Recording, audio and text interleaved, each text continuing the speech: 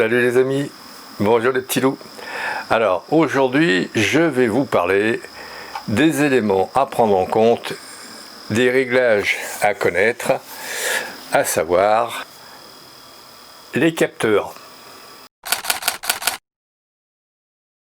Salut les amis, salut les petits loups. Alors de même que je vous ai dit qu'il fallait tenir compte des ISO, des diaphragmes, des vitesses, des objectifs, il faut, et je vous parlerai très prochainement des règles de composition. Ça ne rentre pas dans la même catégorie que les capteurs et que les objectifs, mais ça va avec les éléments à prendre en compte pour faire de bonnes photos. Alors, en quoi le capteur peut-il influer sur la qualité de vos photos? Déjà, par la taille des photosites, c'est-à-dire des éléments qui constituent le capteur. Plus on a un capteur avec une résolution relativement astronomique, 45 mégapixels par exemple, alors certains nous diront ouais, ça, 45 mégapixels, ça c'est le top. Sauf que je tiens à vous signaler qu'avec 45 mégapixels, on joue dans la cour des moyens formats. Les moyens formats ont une résolution de 45-50 de façon basique, comme nous avons actuellement en 24-36, 24 mégapixels. Donc 45 mégapixels pour un 24-36, ça fait beaucoup.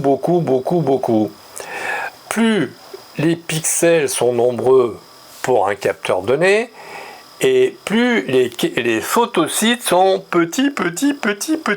C'est un petit peu comme avec un 24-36, vous regardez entre vos deux mains, hein, donc là, bon, vous voyez, ok, et avec le 45 mégapixels, vous regardez par là, hein, voyez ce que ça fait là?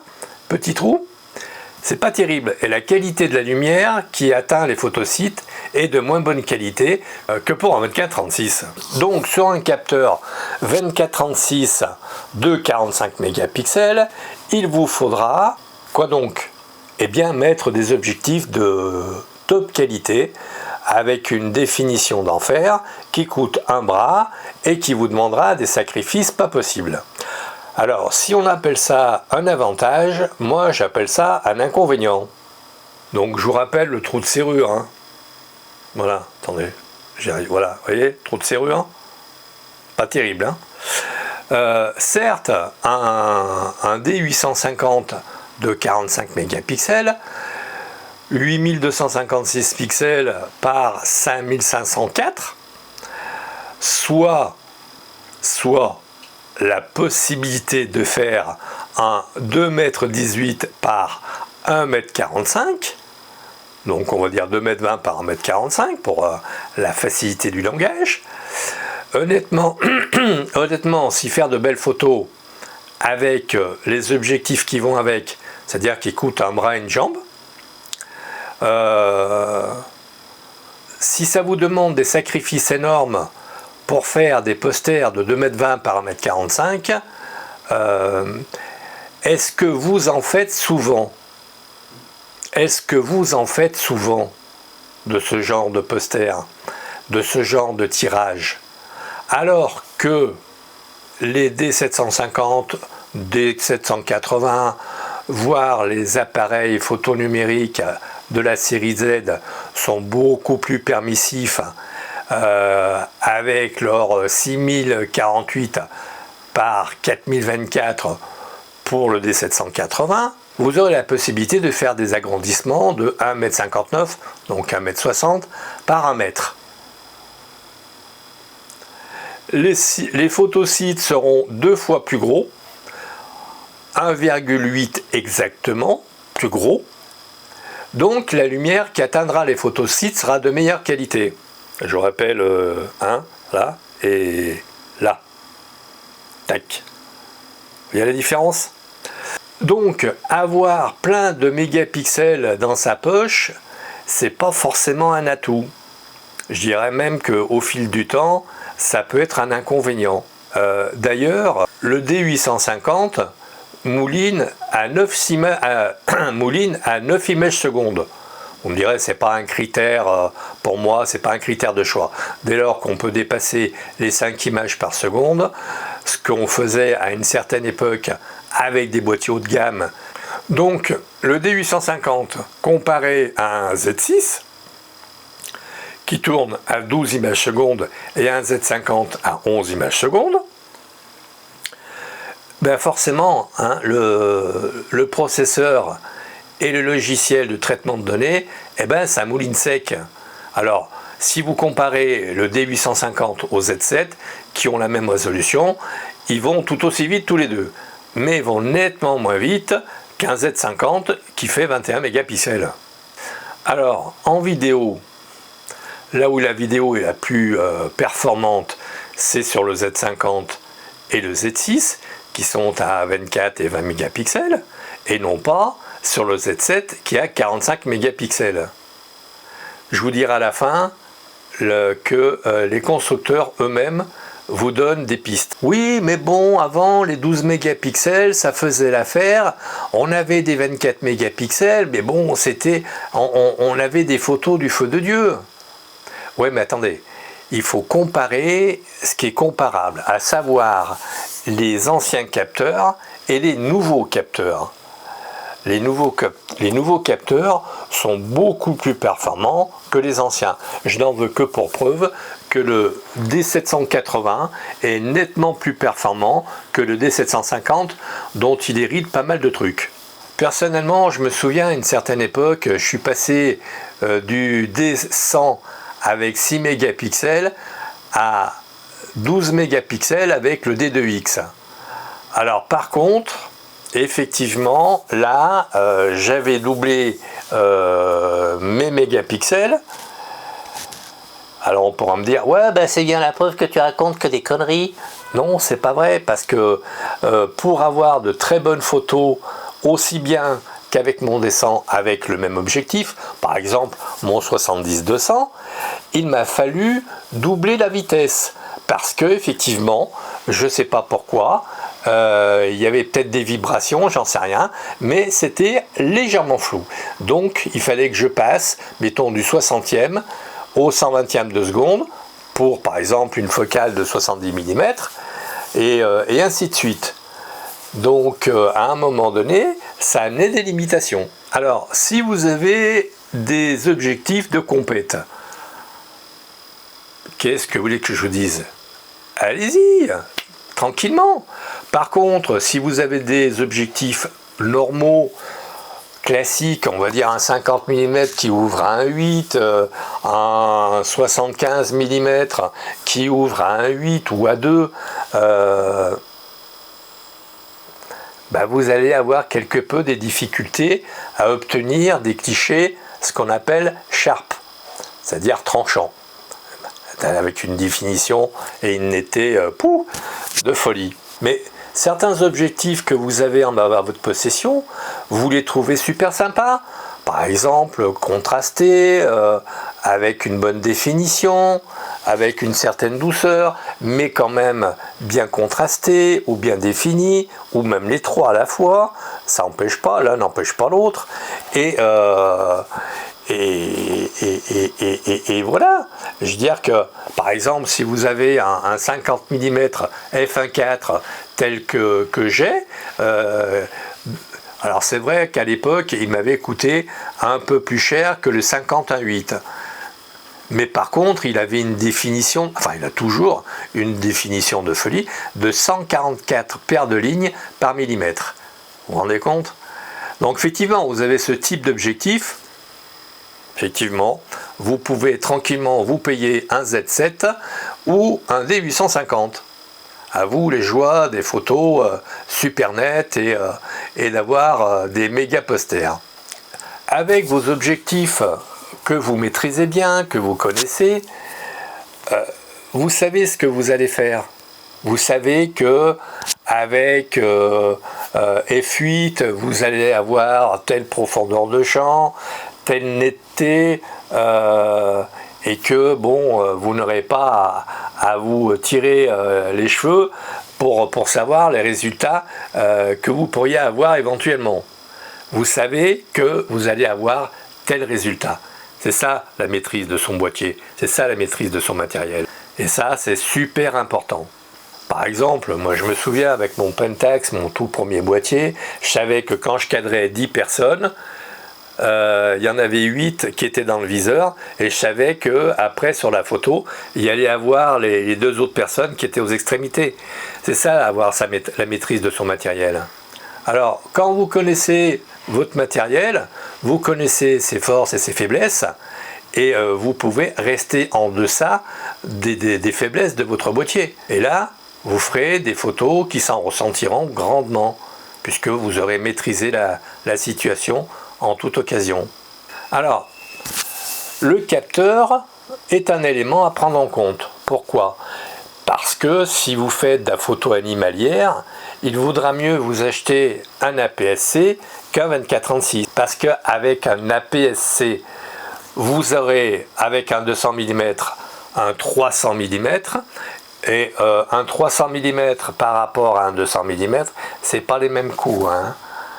Donc, en prenant un boîtier APS-C, mais je vais vous dire après, avec certaines données techniques en arrière-plan, vous aurez d'aussi bonnes photos qu'en 24-36 avec un matériel légèrement moins cher. Alors, il est vrai qu'avec un APS-C, par exemple, si vous avez un 35 mm, eh bien, ça vous donne un 52 mm version 24-36. Et pour avoir un vrai 35 mm, eh ben, il vous faudra avoir un 24 mm. Je sais, c'est un peu chiant. Par contre, ceci dit, il existe des objectifs typiquement APS-C qui sont un petit peu moins chers, et quand c'est noté 35 mm pour DX, donc le format APS-C de chez Nikon, effectivement ce sera un 35 mm, hein, ça ne faudra pas calculer. On calcule quand on a une optique pour 24-36, hein, c'est évident. Hein. Enfin, je vous dis ça, mais pour certains, peut-être qu'ils n'avaient pas réalisé. Alors, il faut comparer ce qui est comparable, à savoir un capteur moderne, style les Z50, les D780, et non pas l'ancienne génération. Je ne vous parle même pas du D2X, je vous parle simplement du D750, qui est de la précédente génération. Les capteurs ne sont plus les mêmes. Et il faut comparer ce qui est comparable, il faut être honnête et objectif, sans jeu de mots. Par exemple, je ne serais pas étonné qu'un Z50 et un D780 acceptent 14 ou 15 IL d'amplitude, alors que le 750 c'était 11 IL, je crois, un truc comme ça. Alors, contrairement à ce que l'on peut lire ou entendre sur le net, plus on a de mégapixels, mieux c'est. Mais non, non. Par exemple, je disais dernièrement, je ne vais pas citer le site internet qui parlait du Z50, mais on disait du Z50 qui manquait de mégapixels par rapport à chez Canon et par rapport à Sony, qui eux prenaient le leadership à ce niveau-là. Oui, ben que Canon ait 33 mégapixels pour un APS-C, c'est leur problème. Que Sony cavalcade en tête avec 36 mégapixels, eh ben tant mieux pour eux. Le problème n'est pas là. Le problème n'est pas là. Et je vais vous le prouver en photo.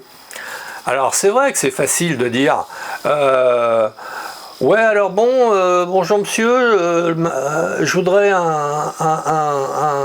un appareil photo, qu'est-ce que vous me conseillez? Ah ben vous voyez, celui-là il a 30 mégapixels, celui-là il en a 24, celui-là il en a 20, celui-là il en a 12. Qu'est-ce que vous me conseillez? Ah ben vous voyez, hein, là il y en a un qui a 12 et il y en a un qui a 45 mégapixels. Donc vous voyez, c'est vite vu.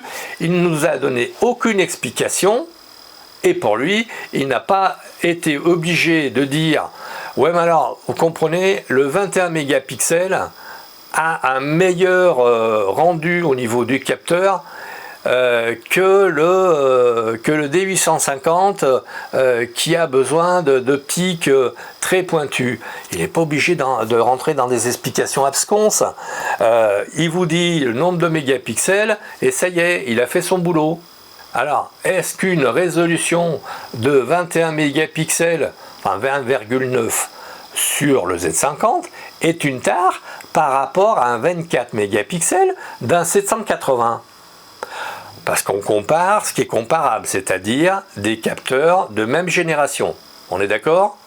Alors, j'ai fait des photos avec un même objectif. Alors, le protocole, c'est j'ai pris une focale en APS-C et l'équivalent en 24-36 à f8 et j'ai fait des photos. Alors j'ai fait plusieurs photos, j'en ai fait 2-3, hein, c'est pas la peine d'en faire ça 3000 et j'ai regardé mon écran à 200%, j'avais quasiment le pif sur mon écran qui fait quand même 86 cm. J'ai multiplié par 2 la taille de la photo à 200%, ce qui me donne un résultat de 1,36 m. Vous voyez d'ailleurs mes bras ont dépassé le cadre. De 1,36 m de large sur 86 cm de haut. Et ce à 200%.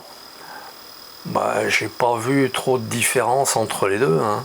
Et je vais vous dire pourquoi. Donc là, les photos, je vais vous les faire défiler, les unes après les autres, et puis après côte à côte, du Z50 et du D780, et vous me direz de quoi il en retourne. Vous me direz si vraiment le Z50 est défavorisé par rapport au D780, s'il est déficitaire en pixels, si effectivement le chérubin il lui manque 3 mégapixels par rapport au 24-36 et si c'est vraiment une tare.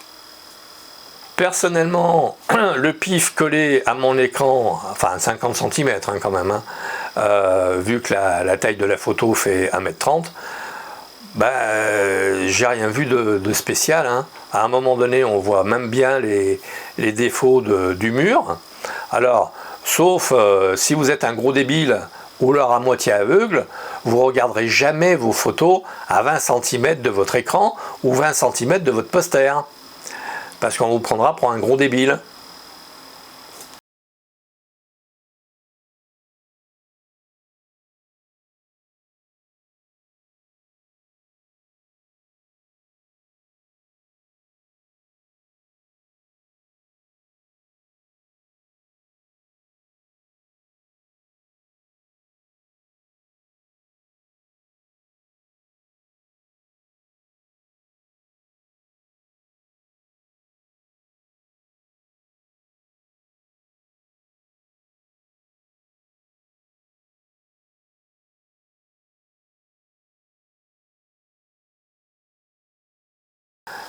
Alors, ce qui est important dans la taille des capteurs, c'est qu'à un moment donné, pour un capteur donné, on a la taille des pixels. Et si la taille des pixels est équivalente en APS-C qu'à un 24-36, l'APS-C n'est pas défavorisée. C'est la taille des pixels qui compte. C'est la qualité de l'image qui compte. Est-ce qu'à un moment donné, vous rouleriez à 300 km/h avec une 2 chevaux? Je prends un extrême. Mais est-ce que vous rouleriez à 300 km/h avec une 2 chevaux? Ben non, parce que 300 km/h, la dodoche, elle serait dans les limbes. Elle serait dans les limbes, alors que bon, si par exemple vous roulez avec, j'en sais rien moi, une BMW à 200 km/h ou avec une Porsche à 250, est-ce qu'il y a une réelle différence? Oui, il y a 50 km/h de différence. Ok, on est d'accord. Mais est-ce qu'il y a une si grande différence que ça au niveau du confort? Non, je pense pas trop. En photo, c'est pareil. Si votre pixel est quasiment aussi grand sur le Z50 que sur le D780, Nikon a bien fait de faire qu'un 21 mégapixels par rapport à Canon qui en a 33 par exemple. Parce que le logiciel interne n'a pas besoin de mouliner comme un fou. Et le processeur ne va pas chauffer non plus. Donc, élément à prendre en compte, la taille du capteur, bien évidemment, mais la taille des pixels. Si par exemple on vous dit « Ouais, mais un APS-C, c'est pas génial, et puis en plus, tu as vu, il n'y a que 18 mégapixels. » Ouais, mais si ça se trouve, les mégapixels sont au top, alors que votre 24 mégapixels, c'est de la merde. Vous voyez, au niveau du capteur, au niveau des pixels. Alors certes, il y a effectivement le savoir-faire des fabricants avec leur logiciel de traitement de données. C'est évident.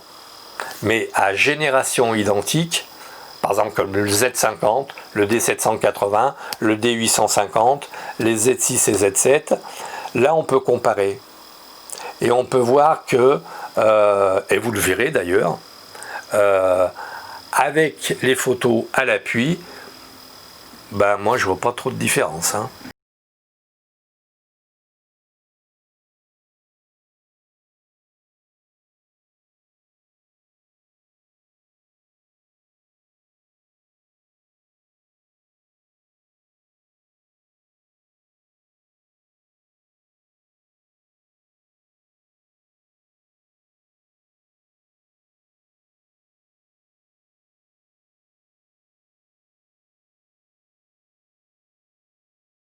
Donc, si vous souhaitez faire des photos sharp, eh ben, vous prenez effectivement un Z7 ou un D850, où vous aurez des photos nickel chrome.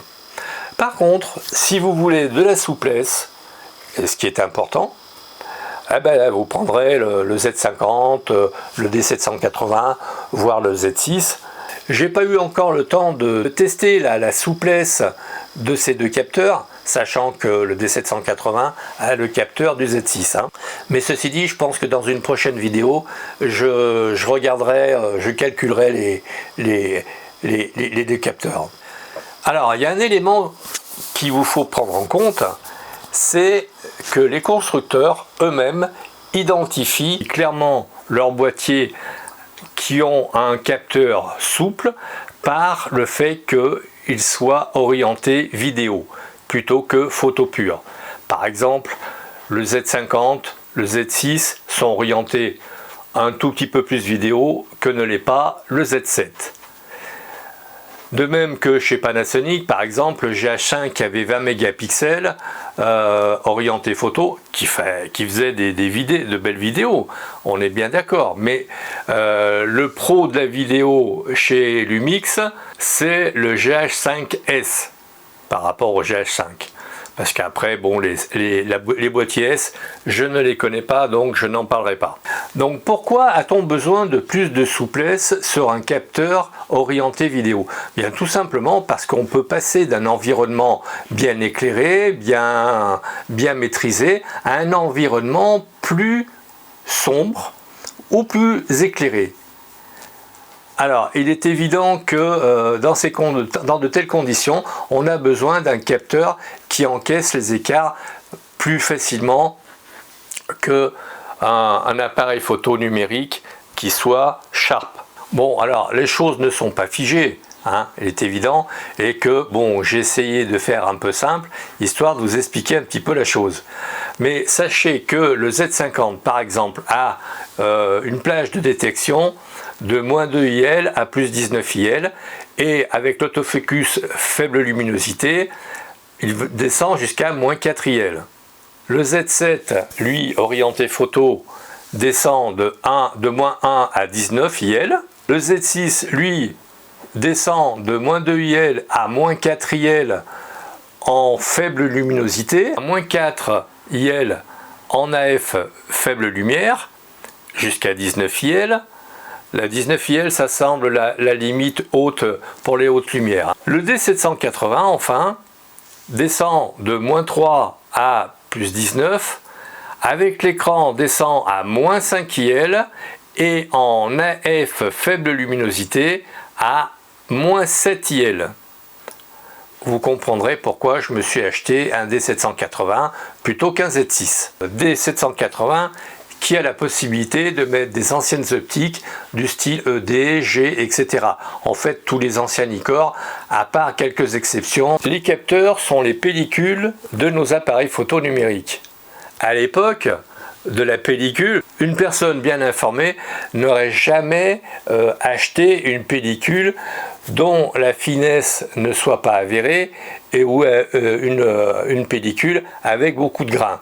D'où le fait qu'on prenait plus facilement une 100 ISO voire une 200 qu'une 1600 ISO. D'où le mythe des 100 ISO pour faire des photos en basse lumière avec très peu de grains. Alors pourquoi mythe? Tout simplement parce que, je veux dire que quand on regarde la possibilité des capteurs actuels, où l'on peut monter jusqu'à 51 200 ISO, si vous divisez ça par 4, ça fait 12 000 et quelques. Par exemple, avec le Z50, on peut tranquillement être à 3200.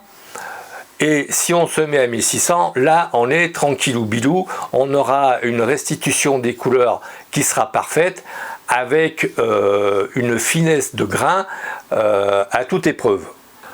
Voilà les amis, j'espère ne pas avoir été trop long, mais compte tenu du fait que la pellicule c'est super important et donc le capteur c'est super important, même si il n'y a pas de réglage à avoir une fois qu'on a son capteur, c'est un petit peu comme les ISO. Une fois qu'on a réglé les ISO, bon ben voilà, ça y est, c'est fini. Sauf si on change d'environnement, si on change même beaucoup d'environnement, voire si on passe d'un environnement très éclairé à très sombre, effectivement, là on change ses ISO. Le capteur, une fois qu'on a acheté son boîtier, ça y est, c'est fini, on n'en parle plus. Donc c'est pour ça qu'il faut être relativement très vigilant quant à l'argumentation des vendeurs qui vous disent 45 mégapixels mon bon monsieur, et celui-là il n'en fait que 24. Oui, bien sûr, mais si vous regardez la taille des photosites, c'est super important aussi, c'est ce qui fera toute la finesse de vos photos. Maintenant, vous êtes avertis. C'est vous qui êtes seul maître à bord, à vous de voir. Si vous avez aimé cette vidéo, vous likez, vous partagez, vous vous abonnez, vous faites abonner. Merci de votre écoute et puis à très vite.